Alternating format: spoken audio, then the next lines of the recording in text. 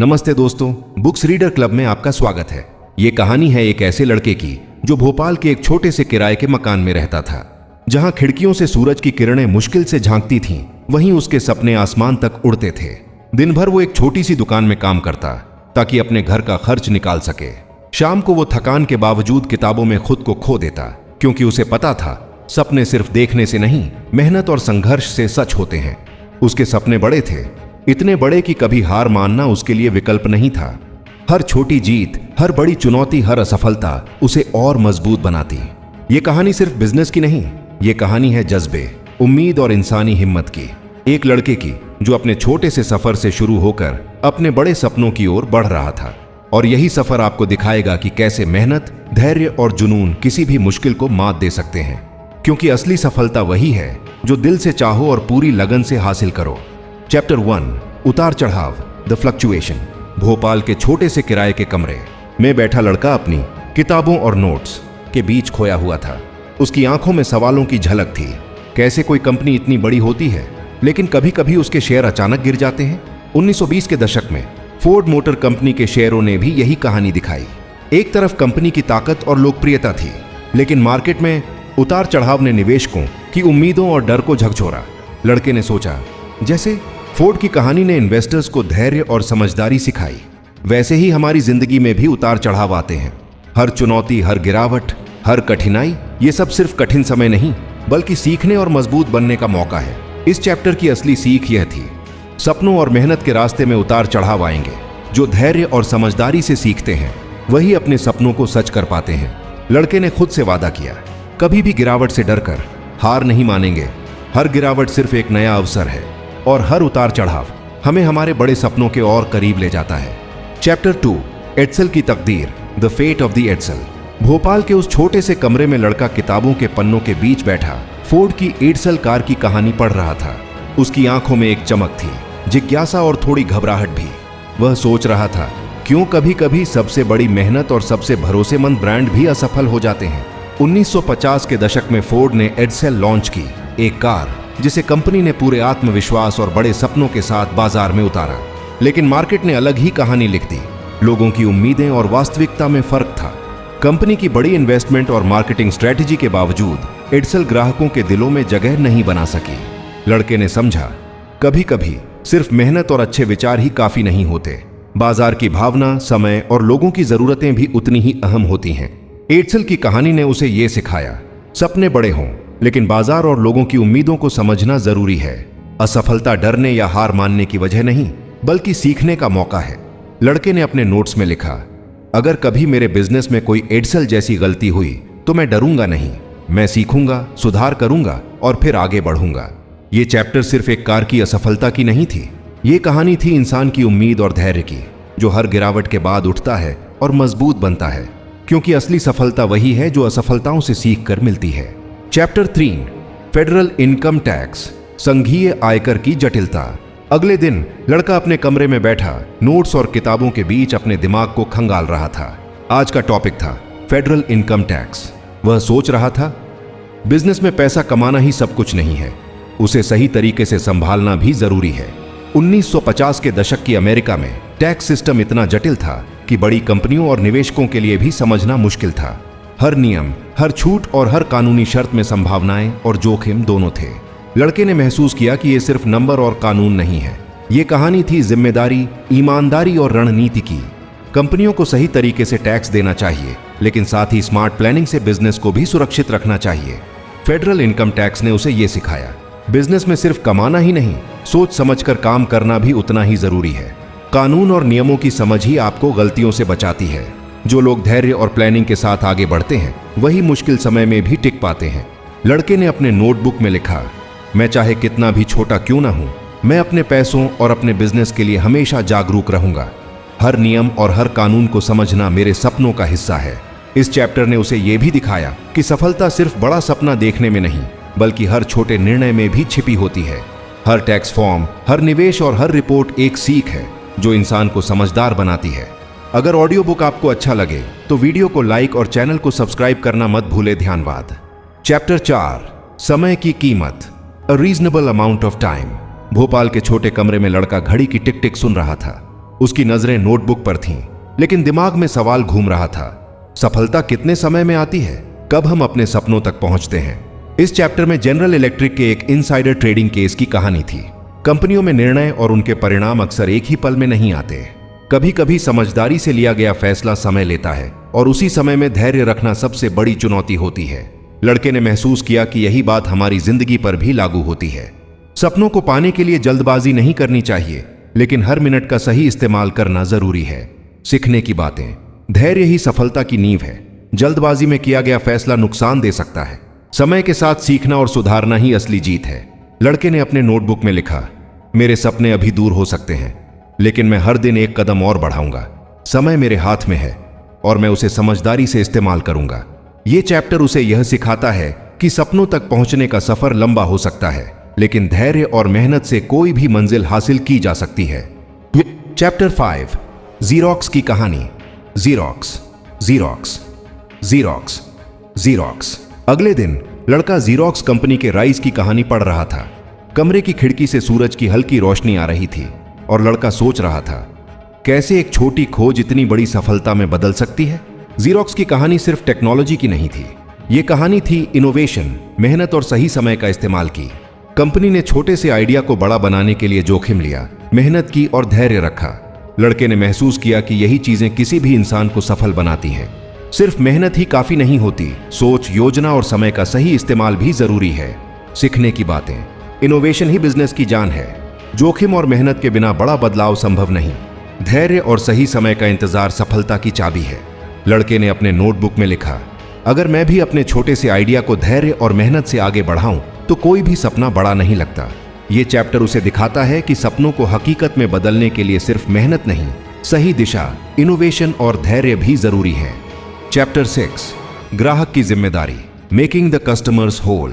भोपाल के छोटे से कमरे में लड़के की नजरें किताबों पर टिकी थीं, लेकिन मन में सवाल था, सिर्फ पैसा कमाना ही क्या असली सफलता है? ग्राहक का भरोसा और संतुष्टि क्यों जरूरी है? स्टॉक मार्केट में कभी कभी कंपनियां केवल मुनाफे पर ध्यान देती हैं, लेकिन यही वो समय होता है जब इंसानियत और जिम्मेदारी की अहमियत सामने आती है। कुछ कंपनियों की कहानी थी जिन्होंने अपने ग्राहकों के नुकसान को पूरी तरह नहीं भरा, पर वही कंपनियां जिन्होंने मोरल जिम्मेदारी निभाई और नुकसान भरकर अपने ग्राहकों का भरोसा जीता, वही लंबी सफलता की ओर बढ़ी। लड़के ने महसूस किया कि यह सिर्फ मार्केट की कहानी नहीं, हर इंसान की जिंदगी पर लागू होती है। चाहे हम बिजनेस कर रहे हों या कोई भी काम जो दूसरों पर असर डालता है, उसमें जिम्मेदारी सबसे बड़ी चीज है। सीखने की बातें। ग्राहक और इंसान का भरोसा ही असली पूंजी है। हर नुकसान या गलती का समाधान करना इंसानियत और भरोसे का हिस्सा है। जो लोग जिम्मेदारी से काम करते हैं वही लंबे समय तक टिकते हैं। लड़के ने लिखा, मैं चाहे कितने भी छोटे बिजनेस से शुरू करूं, मैं अपने ग्राहकों और साथियों का भरोसा कभी नहीं तोड़ूंगा। यही असली सफलता है। चैप्टर 7, प्रभावित दार्शनिक, द इम्पैक्टेड फिलोसोफर्स। अगले दिन लड़का टेक्सास गल्फ सल्फर के इनसाइडर ट्रेडिंग स्कैंडल की कहानी पढ़ रहा था। कमरे की दीवारों पर किताबों के ढेर थे और लड़का सोच रहा था, कभी कभी ज्ञान और बुद्धि भी लालच के सामने टिक नहीं पाती। कुछ लोग सिर्फ जल्दी पैसा कमाने के लिए नियमों को तोड़ देते हैं, लेकिन यही गलतियां उन्हें गिराती है। फिलोसोफर्स यानी सोच विचार करने वाले लोग भी इंसानी कमजोरी, लालच के सामने हार जाते हैं। लड़के ने महसूस किया कि यह कहानी सिर्फ मार्केट की नहीं है, हर इंसान की जिंदगी की भी है। कभी कभी हम शॉर्टकट्स लेने की कोशिश करते हैं, लेकिन ये शॉर्टकट्स हमें सिर्फ थोड़ी देर के लिए खुश करते हैं। असल खुशी और सफलता ईमानदारी, मेहनत और धैर्य से आती है। लालच इंसान को असफल बनाता है, ईमानदारी और मेहनत ही स्थायी सफलता देती है। नियमों और नैतिकता का पालन करना हर बिजनेस और जिंदगी में जरूरी है। लड़के ने लिखा, मैं कभी भी जल्दी पैसा या आसान रास्ता नहीं अपनाऊंगा। मैं मेहनत और ईमानदारी से अपने सपनों को हासिल करूंगा। इस चैप्टर ने उसे यह सिखाया कि जो लोग अपने सिद्धांतों और नैतिकता के साथ चलते हैं वही लंबे समय तक सफल और सम्मानित रहते हैं। लड़के ने महसूस किया कि असली बिजनेस एडवेंचर वही है जहां आप अपने प्रिंसिपल्स, मेहनत और इंसानियत को कभी कॉम्प्रोमाइज ना करें। चैप्टर 8, आखिरी बड़ा मोड़, the last great corner. Bhopal के छोटे कमरे में लड़का अपनी किताबों और नोट्स के बीच बैठा हुआ था। उसकी नजरें दीवार पर टंगी घड़ी पर थीं, लेकिन दिमाग में सिर्फ एक सवाल घूम रहा था, कभी कभी लोग इतना बड़ा जोखिम क्यों लेते हैं? 1920 के दशक में कुछ निवेशकों ने शेयर मार्केट में एक ऐसा चालाकी भरा कदम उठाया जिसने पूरी मार्केट को हिला दिया। इसे कहा गया the last great corner. Company के शेयरों को मैनिपुलेट करके कुछ लोगों ने असाधारण लाभ कमाया, लेकिन उनके साथ आया बड़ा डर और अनिश्चितता भी। लड़के ने महसूस किया कि यह कहानी सिर्फ पैसा कमाने की नहीं है, बल्कि जोखिम और नैतिकता की भी है। कभी कभी बड़ी जीत बड़ी हानि भी ला सकती है। बिजनेस में सिर्फ जीतने की इच्छा नहीं, सही और समझदारी से जीतना ही सबसे जरूरी है। उसने अपने नोटबुक में लिखा, मैं कभी भी शॉर्टकट्स या अनएथिकल तरीके से सफल नहीं होऊंगा। मेरे कदम हमेशा सही और ईमानदार होंगे, चाहे जोखिम कितना भी बड़ा क्यों ना हो। लड़के ने सोचा कि जैसे मार्केट में बड़े निवेशक जोखिम उठाते हैं और समझदारी से चलकर टिकते हैं, वैसे ही जीवन में भी हमारी सोच और निर्णय हमें स्थायी सफलता की ओर ले जाते हैं। हर छोटा कदम, हर सही निर्णय हमें हमारे सपनों के करीब ले जाता है। चैप्टर 9, दूसरी जिंदगी का मौका, a second sort of life. अगले दिन लड़का पिगली विगली सुपरमार्केट फाउंडर की कहानी पढ़ रहा था। कमरे की खिड़की से हल्की हवा आ रही थी और लड़का सोच रहा था, अगर मौका दोबारा मिले क्या मैं वही गलती दोहराऊंगा। फाउंडर ने अपने पुराने बिजनेस में हार के बाद दूसरी बार एक नया विचार लिया। इस बार उसने पुरानी गलतियों से सीखा, नई योजना बनाई और एक अलग सफलता हासिल की। लड़के ने महसूस किया कि यही जिंदगी और बिजनेस का असली संदेश है। गलतियों से सीखो और हमेशा दूसरा मौका पाओ। कभी हार का मतलब अंत नहीं होता, गलती सिर्फ सीखने का मौका है। दूसरा मौका हमेशा आता है, बस उसे पहचानने और सही इस्तेमाल करने की जरूरत है। लड़के ने लिखा, अगर कभी मेरे साथ भी हार होगी तो मैं घबराऊंगा नहीं, मैं सीखूंगा और दोबारा कोशिश करूंगा। ये चैप्टर उसे यह दिखाता है कि सपनों की राह में असफलताएं सिर्फ स्टेपिंग स्टोन हैं और जो उन्हें अपनाते हैं वही आगे बढ़ते हैं। हर चैलेंज, हर गलती और हर सीख हमें सिर्फ बिजनेस के लिए नहीं, बल्कि इंसान बनने के लिए भी मजबूत बनाती है। चैप्टर 10, शेयर होल्डर का मौसम, स्टॉक होल्डर सीजन। रात के सन्नाटे में भोपाल का वो छोटा कमरा फिर रोशनी से भर गया था। लड़का अपनी किताब के 10वें अध्याय में खो गया था। Stock holder season. इस बार कहानी थी उन लोगों की जो बड़ी कंपनियों में हिस्सेदार थे, शेयर होल्डर्स। हर साल होने वाली उनकी बैठकों में हजारों सवाल होते थे, मुनाफे के, भविष्य के और भरोसे के।